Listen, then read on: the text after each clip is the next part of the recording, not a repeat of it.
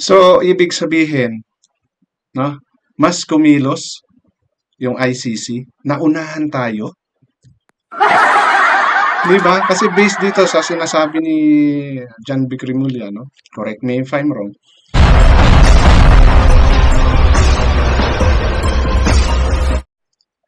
At bago po ako magsimula, na gusto ko lang pong linawin sa kung sino man makakapanood nito, na ako po ay nagbibigay lamang ng sarili kong opinion sa aking mga napapansin, ah, napupuna at mga naririnig sa aking paligid at gumagawa ng sarili kong obserbasyon.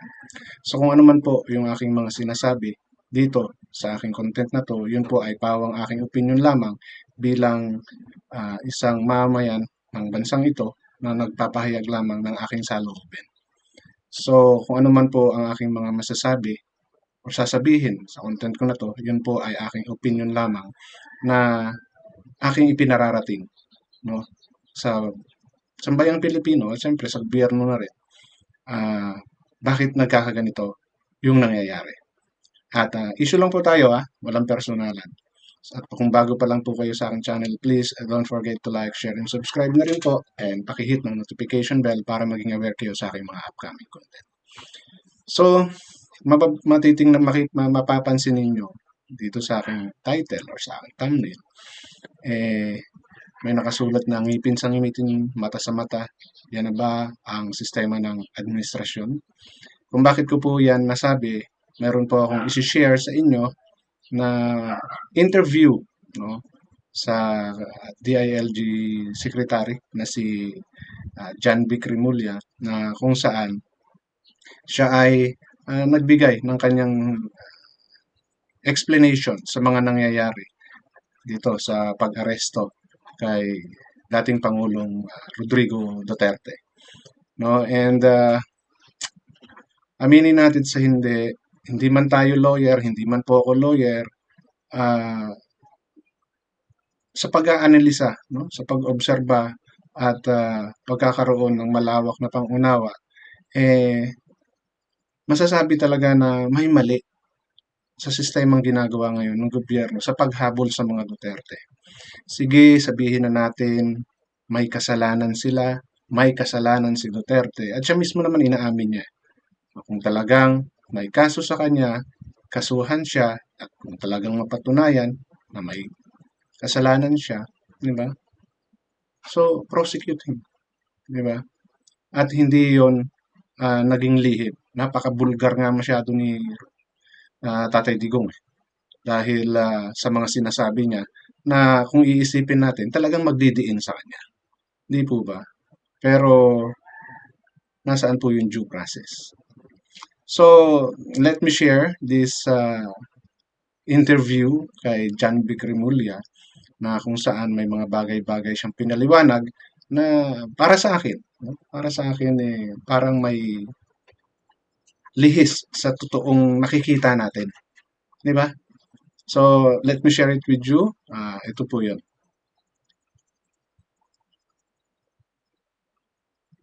Secretary Remulla, I wanted to ask you, this is quite interesting. Did the government, lumabag ba ang gobyerno sa proseso, sa arrest proceedings of the custodial state? I'll read it again. Article 59 of the ICC. Sandali lang mukhang gwapo talaga ng Kabitenyo. Kabitenyo yan si John B. Cremulya at kilala ang mga Remulla rito at siya yung governor dito sa Cavite that time and then appoint siya as DILG secretary, no? Pansin ko lang, gwapo. And talagang gwapo si John B. Cremulya.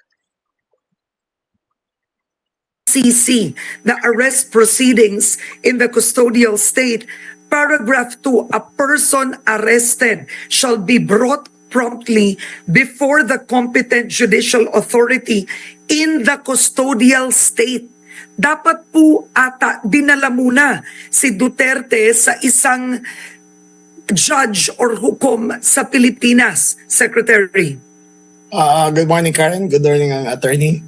I am not a lawyer. I cannot interpret the law, nor am I a competent authority But I find it amusing that Attorney Lambino keeps on insisting on the rights of the former president.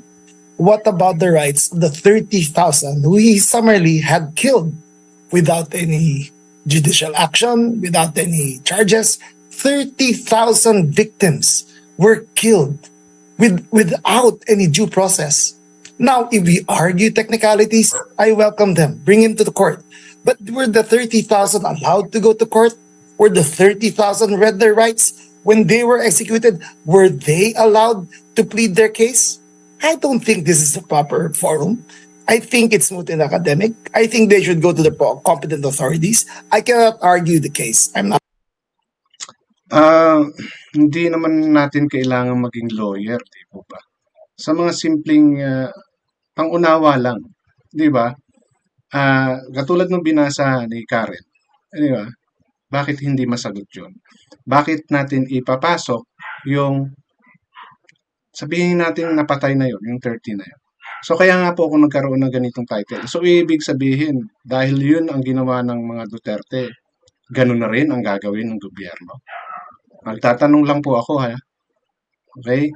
Kasi napaka-basic. Ayon, binasa yung article, yung batas na yun, na nakapaloob sa batas na yun, na dapat magkaroon muna ng trial dito sa Pilipinas. Bakit natin dinala sa international kagad? Ba? Hindi tumaan ng proper due process. Ngayon, kung sinasabi ni Sir John B. Cremulya, paano yung mga yun? So, it means, ini-implement nyo lang yung ginawa ni Duterte. Di ba? Minadali ninyo eh. Di ba? Hindi nyo siya binigyan ng due process din. And how sure kayo na yung 30 na yun is talagang napatay, di ba? Ng inosente. At lagi na lang po kasing inilalaban dito, no, nung mga against sa naging patakaran doon sa tukhang na yun, is yung rights ng mga victim. Paano po yung rights ng mga nabiktima bago naging victim yung mga tao ngayon? Oo, maaaring meron talaga dyan naging abusive doon during the tukhang days. No, sila po dapat yung tugisin ninyo.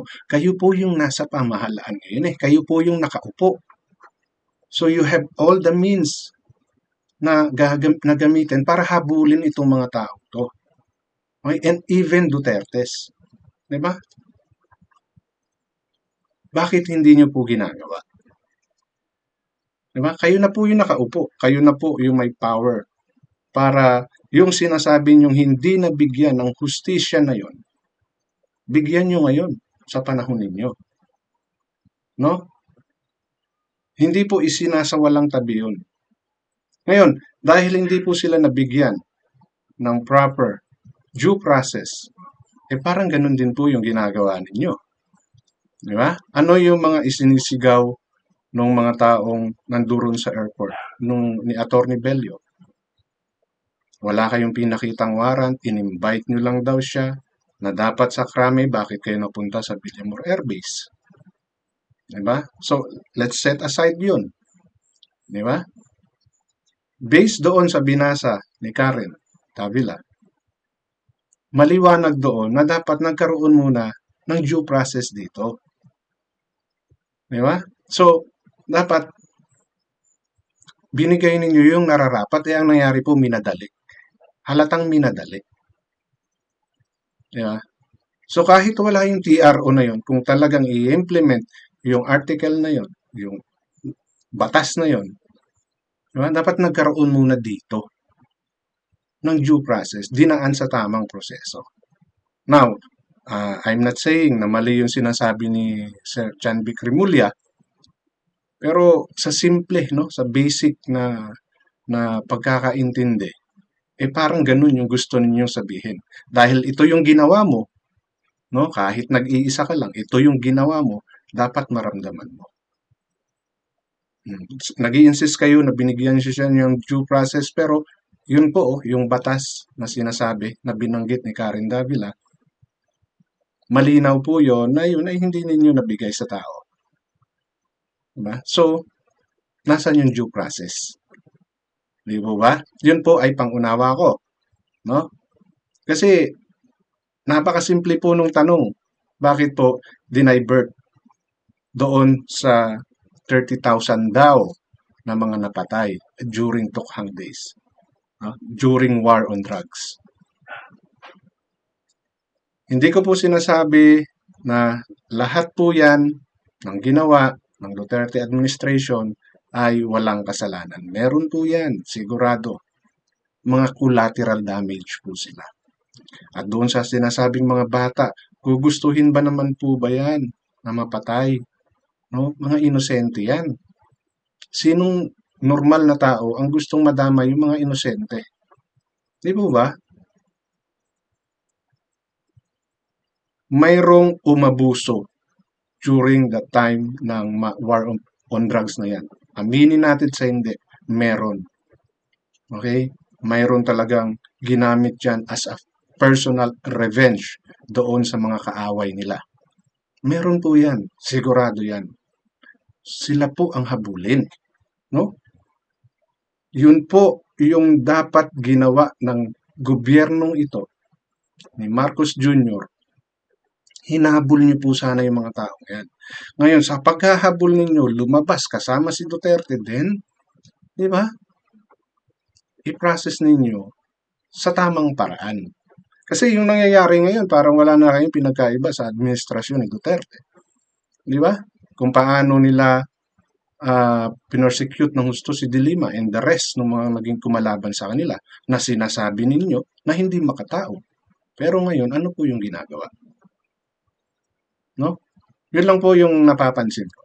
Kasi hindi ko naman sinasabi na walang kasalanan ng mga Duterte. Meron yan, siguro. Sigurado. Pero patunayan natin. No? Patunayan natin. At wag nating gayahin yung sinasabi ninyong mga napansin nyo sa kanila dati na hindi nabigyan ng proper due process. Kasi ang nangyayari po ngayon, parang ganun. Minadali. Na halos lahat, totoo yan, halos lahat ng mga taong mga abogado, no? And even Cayetano, di ba? Magsasalita about sa nangyari na yan. So yun po ay aking opinion lamang na napansin, no? So let's continue. You have some lawyers also on social media questioning, isn't this an admission somehow that we don't trust our own judicial system to function or Ito, maganda to. Maganda ito. Ito yung isa sa malimit kong nasasabi sa sarili ko. No? Tumakbo tayo sa ICC because it means hindi gumagana yung justice system natin. Di ba? Kaya tayo nag-seek na ng help sa international. Kasi hindi na kaya ng judicial system natin or ng gobyerno natin na gawin yung function nila. Di po ba? you think would the president have a fair trial in the ICC and not in Philippine courts? Because now you do have some lawyers also on social media questioning, isn't this an admission somehow that we don't trust our own judicial system to function or give a fair verdict? We were in the process of, as according to the Secretary of Justice, collating all the evidence. We were in the process of the investigative phase. The rule of the Department of Justice is that they will not present a case without certainty of conviction. So the wheels turn slowly here in the Philippines, and they were gathering evidence, and they were about to file a case.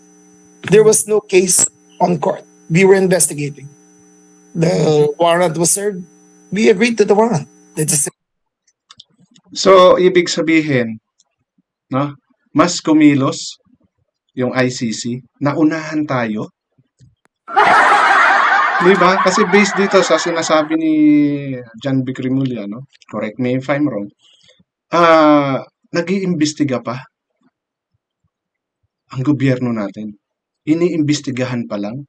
Masamantalang dito nangyari sa Pilipinas.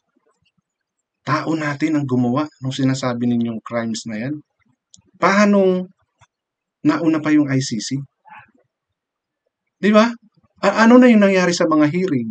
Ano na yung mga nangyari dyan sa mga Quadcom?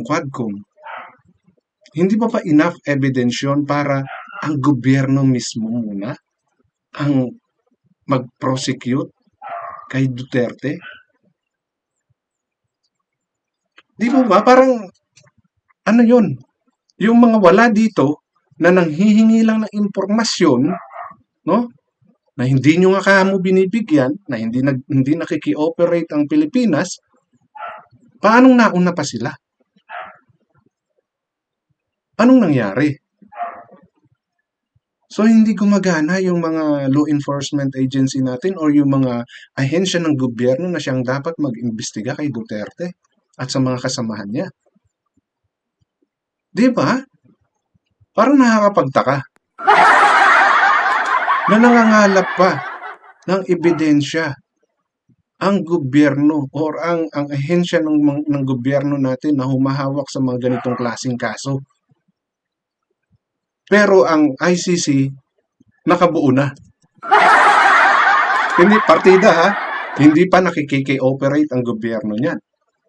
So paano na kung nakiki-operate pala ang gobyerno? No? Sorry, I'm not saying, again, I'm not saying na mali yung sinasabi ni Sir John B. Cremulya. Ako po yung nagpapahayag lamang ng sarili kong opinion sa aking mga naririnig at nababasa. No? So, paano yun? Dito sa statement na sinabi ni John B. Cremulya, na hanggang ngayon nangangalap pa ng ebidensya para convict kagad. So, ang ibig sabihin, ang ICC, ano yun? Ano yung ginawa ng ICC na hindi magawa ng Philippine government?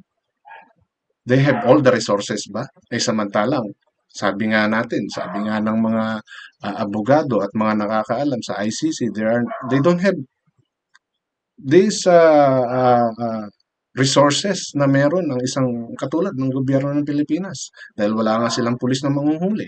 Wala silang mga arresting officers. Di ba? Iti-turn over na lang sa kanila. Anong nangyari na nauna pa sila?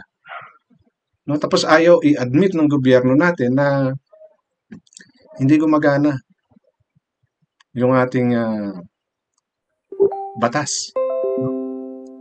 Ayaw nilang sabihin na wala nang silbi yung pamahalaan natin para parusahan ang dating Pangulo. Kaya sila tumakbo sa International Court. So, hindi ninyo ma-admit yung mga bagay na yun, pero yun yung pinapakita ninyo. Yun yung nakikita ng mga tao. Yun yung napapansin. Hindi lang ng Pilipinas, buong mundo. No? Na hindi nagpa-function ang gobyerno natin para ipaglaban yung sinasabi ninyong karapatan ng mga namatay sa EJK na yan. Dahil tumakbo kayo sa ICC. So, hindi ba yan admissions na inutil na ang justice system ng Pilipinas? Na ang nangyayari talaga ngayon is personalan na lang to. Diba? Bakit masasabi? Tingnan nyo naman. Ano yung nangyayari ngayon? Ano pang sabi ni Marcos Jr. noon, ni Da Jr. Na hindi siya papayag na makialam ang ICC. Ano yung nangyayari ngayon? Porque ang Interpol naman daw ang humuli. Diba? Naki-ordinate ang ICC sa Interpol at sa Interpol tayo ay member. So, sino ba ang nag-uutos sa Interpol? Diba? Ang ICC? Kaya parang nagkakalokohan na lang eh. Ito po ay hindi na kailangan ng knowledge sa laws. Kung ano-anong mga batas. Simple lang po. Bilang isang mamamayan. no? Na kahit papaano nakakaintindi ng konting tama o mali. Napaka-basic po. Ayaw niyong aminin na inutil na ang pamahalaan natin para bigyan ng fair trial ang mga Duterte. Kasi humihingi kayo ng tulong. Di ba? Hindi nyo man directly inaamin, pero yun po ang pinapakita ng mga kinikilos ninyo. Di ba? So, nasaan yung fairness ng gobyerno? Nasaan yung hindi na personalan to? So, yun lang po, yung gusto kong i-share, no, sa content ko na to, na obviously, di ba, may mali. May mali talaga sa ginawang pag-aresto or kung anumang terms ang ginagamit nila. Di ba? Sinasabi ninyo na hindi nabigyan ng due process yung 30,000 na namatay na yon, which are you doing right now kay Duterte? No? Yun yung pinapakita ninyo ngayon. So, hindi nyo ma-accept. At saka, hindi nyo ma-accept, no, na hindi na nagpa-function yung justice system natin. Di ba? Kitang-kita naman. Dahil sa ginawa ninyong pagbibigay kay Duterte sa ICC. So, inuulit ko po, issue lang tayo, walang personal.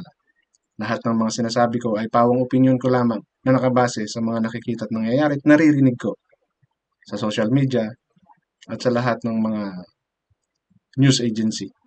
No? So, maraming salamat. Hanggang dito na lang.